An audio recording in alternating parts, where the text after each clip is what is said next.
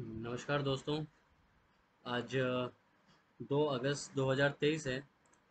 सबसे पहले सब लोगों का थैंक यू जो आपके लोगों की ब्लेसिंग्स थी। तो अब सब ठीक है फैमिली में। अब बात करते हैं कि हम बाज़ार में हमने क्या देखा और उस तरीके अब आगे क्या कर सकते हैं। देखिए, बाज़ार में मैं हमेशा एक बात आप लोगों से शेयर करता हूँ कि बाज़ार को एक ट्रिगर चाहिए होता है। अगर आप ट्रिगर की बात करते हैं तो ट्रिगर इसमें 2 से 3 ट्रिगर आपको बाजार में दिखाई दे रहे हैं। पहला तो ये हुआ कि अगर बाजार प्रीवियस डे अगर हम बाजार को देखते हैं निफ्टी को, तो निफ्टी प्रीवियस डे जो ट्रेडिंग किया था वो एक रेंज के अंदर ट्रेड किया था। अगर निफ्टी एक रेंज और वैल्यू के नीचे खुलती है तो मैं हमेशा एक बात करता हूँ कि वो एक एक्सपेंशन डे की तरफ इशारा करती है। अगर आपका इनिशियली साइडवेज के बाद डाउन साइड आता है। अगर आप आज का बाजार भी देखते हैं तो काफ़ी अच्छा एक इजी बाजार अगर आप बोलेंगे, अगर आपने एक सोच समझ के कोई ट्रेड इनिशिएट किया है आज बाजार में, तो बाजार में एक बड़ा सिंपल डे था आज। बाजार आप एक रेंज देखिए, रेंज जो मैं बार बार बोलता हूँ, ये एक आपका पिवट था। पिवट इसको एक बार हटा लेते हैं। एक minute please bear with me, मैं एक बार पेन ओपन कर लेता हूँ। अभी देखिए, बाजार एक वैल्यू और रेंज के नीचे खुला। अब वैल्यू आपको पता है और रेंज भी आपको पता है। वैल्यू पिवट्स को बोलते हैं, रेंज हम R1 S1 को बोलते हैं। तो प्रीवियस डे जो था हमारा एक नैरो रेंज था। अगर नैरो रेंज के बाद हम एक डाउन साइड में खुलते हैं, इंपॉर्टेंट है कि हम खड़े कहाँ पे हैं। रिमेंबर दिस थिंग कि हम कहाँ से गिर रहे हैं, वो बड़ा इंपॉर्टेंट होता है बाजार में इन चीज़ों को अकाउंट में लेना है जब आप ट्रेड करते हो। देखिए, बाजार ऊपर खुला, आप 200 से भी नीचे हो, 20 से भी नीचे हो, तो मैंने यहाँ पे वेट किया बाजार का एक साइडवेज बनने का। जब बाजार ने एक रेंज बनाई, फर्स्ट 5 मिनट वाली और ये वाली, जब यहाँ से बाजार ने इस चीज़ को तोड़ा, तो मैंने अपनी 19,700 की यहाँ पे पुट बाय कर ली इन द मनी। और यहाँ पे मुझे इनिशियली काफ़ी अच्छे पॉइंट्स मुझे यहाँ तक मिल गए। मैं यहाँ पे अपनी लॉन्ग शॉर्ट पोजीशन से एग्जिट हो गया था। यहाँ पे मुझे 80 टू 85 पॉइंट्स मिले निफ्टी की पुट में। और एक डिसेंट अमाउंट मैंने आज के लिए कैप्चर किया है। उसके बाद मैंने कुछ नहीं किया, जस्ट बाजार को ऑब्जर्व किया कि बाजार किस तरीके से प्राइस को दिखा रहा है। क्योंकि अगर आप एक ट्रेड में 80 टू 90 पॉइंट्स कैप्चर कर लेते हो तो वो ज़्यादा बेटर है कि अदर देन आप इसके लिए पीछे दोबारा भागो। बेसिकली आप चाहते हो, देखिए बाजार वहीं से मुड़ा है। ये देखिए जहाँ से मैं एग्जिट हुआ था, ये देखिए बाजार, ये रेंज बनी, ये टूटा, फिर बाजार में एक डाउन साइड मिला। हाँ, वो वाला जो जिस पुट से मैं 180 पे एग्जिट हुआ था, 182 के आसपास, वो पुट 260 तक गई। बट ये बोलना कि और आप टॉप पकड़ लोगे बॉटम पकड़ लोगे, पॉसिबल नहीं होता। अगर आपको 80 टू 90 पॉइंट्स एक पर्टिकुलर ट्रेड में मिल रहे हैं तो काफ़ी एक डिसेंट डे हम उसको कह सकते हैं।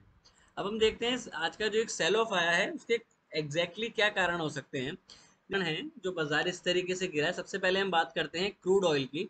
देखिए, क्रूड ऑयल क्यों इम्पोर्टेंट है हमारे लिए, क्योंकि अगर क्रूड ऑयल में गिरावट बढ़ती है तो हमारे लिए फ़ायदा होता है। अब क्रूड ऑयल क्या है कि उसकी डिमांड तो हमारे लिए है, बट उसकी सप्लाई कट ऑफ होती जा रही है। अभी रिसेंट डेज में अमेरिका उस चीज़ की सप्लाई को पूर्ति कर रहा था। अब जैसे रशिया ने भी क्रूड ऑयल के लिए बोला है कि वो उसमें और कटिंग करेगा, और आपकी ओपेक ने भी इस चीज़ को बोला है कि हम वहाँ से भी और जो हम क्रूड ऑयल का बैरल जो वो प्रोडक्शन करते हैं उसको कम करेंगे, तो ये अनटिल अनलेस आपकी इकोनॉमी को इम्पैक्ट करेगा। इससे इम्पैक्ट से फ़र्क क्या पड़ेगा कि जो आपकी कमोडिटीज़ हैं वो महंगी होती चली जाएंगी। अगर वो महंगी होती चली जाएंगी तो इससे आपको एक इन्फ्लेशन बढ़ जाएगी। अगर इन्फ्लेशन बढ़ेगी तो कहीं ना कहीं उस चीज़ का इम्पैक्ट आपको पूरे बाजार में देखने को मिलेगा। अब बाजार में जब कोई डाउन साइड आती है तो उसमें फिर हमें चीज़ों को कोरिलेशन मिल जाता है। दूसरा कोरिलेशन क्या हुआ कि अमेरिका की जो एजेंसीज हैं उन्होंने बोला कि अमेरिका की जो रेटिंग्स हैं वो अब थोड़ी डाउनग्रेड करी हैं। तो ये भी एक ग्लोबल फैक्टर हो सकता है बाजार को नीचे ले जाने के लिए। बिकॉज अगर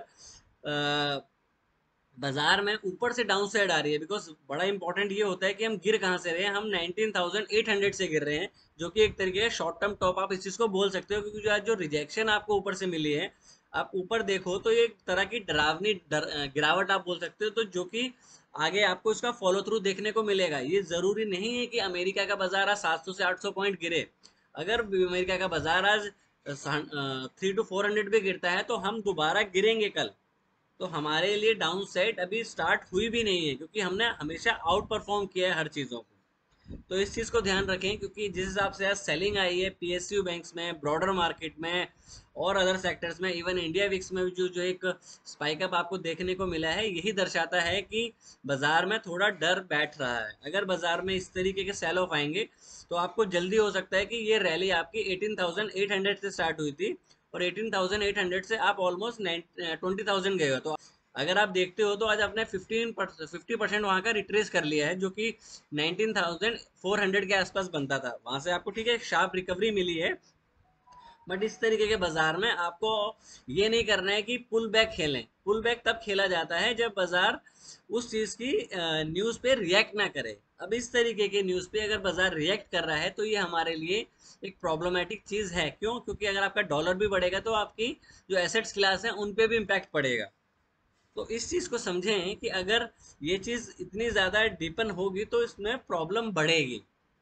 तो फिलहाल हम जो एक बायस बनता है बाजार में, वो सेल ऑन रैली का बनता है कि अगर बाजार में आपको कल कोई गैप अप भी मिलता है तो उस बाजार में गैप अप को आपको पहले 16 सेलिंग मिलेगी अगर बाजार को ऊपर भी जाना है। अब ये भी कल एक क्राइटेरिया बन सकता है बाजार में। अगर हम निफ्टी की बात करते हैं कि निफ्टी ने ये आज दिखाया है, ये चीज, इसको एक मिनट, इसको एक बार कल के लिए देख लेते हैं। निफ्टी यहाँ से गिरा है आपका, ये गिरा, ये गया।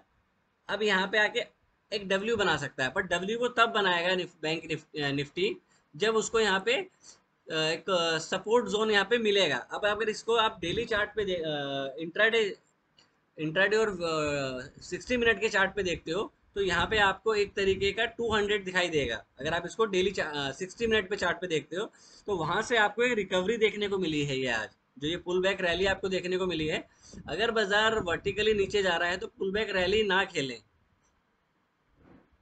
पुल बैक रैली खेलने की कोशिश ना करें। बिकॉज पुल बैक रैली में आपको लगेगा कि ओवरसोल्ड हो गया, बट वो दोबारा हल्का सा पॉज लेके दोबारा उसी को कंटिन्यू कर सकता है। तो ट्रेड प्लान यही है निफ्टी में भी। अगर आप 200 के आसपास आपको गैप अप मिलता है, और आप इस चीज़ का भी दिमाग में ध्यान रखना, कल एक्सपायरी भी है तो ये हो सकता है कि और एक थोड़ी और डाउन साइड की तरफ ये आपको एक्सपायरी देखने को मिले। तो जिस तरह की गिरावट है, ये कॉकटेल जो बन रहा है ये ठीक नहीं बन रहा है। इस तरीके से बाजार में गिरावट को और एक मोमेंटम डाउन साइड में देखने को मिल सकता है।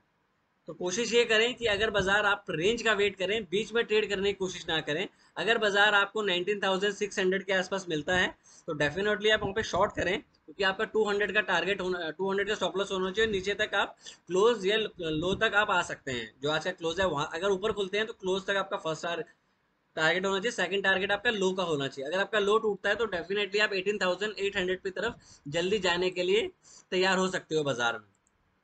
तो निफ्टी का व्यू है कि निफ्टी में हमें क्या चीज़ एक नज़र आ रही है, वो मैंने आपके साथ अपना व्यू शेयर किया है।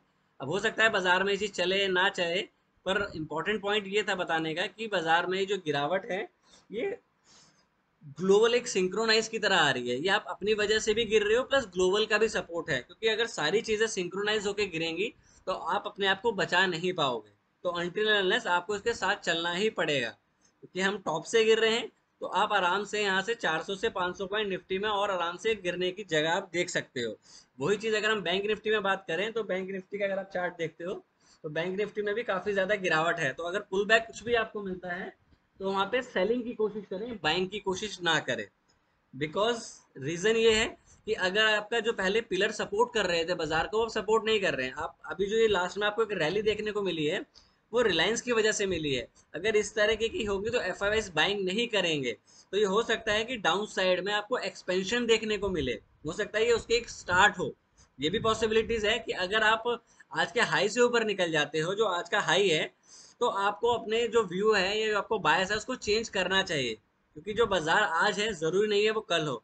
बट पॉइंट्स जो आज के बाजार को देख के समझ आया, ग्लोबल पिक्चर देख के समझ में जो आया है, ग्लोबल फैक्टर देख के समझ में आ रहा है कि अगर क्रूड ऑयल और ग्लोबल सपोर्ट नहीं करेगा तो आप फाइनली नीचे जाओगे और काफी अच्छे मोमेंटम आपको मिल सकते हैं। तो टेक केयर, ट्रेड वेल, और कोई भी ट्रेड लेने से पहले अपने फाइनेंशियल एडवाइजर से जरूर कंसल्ट करें। Thank you, take care.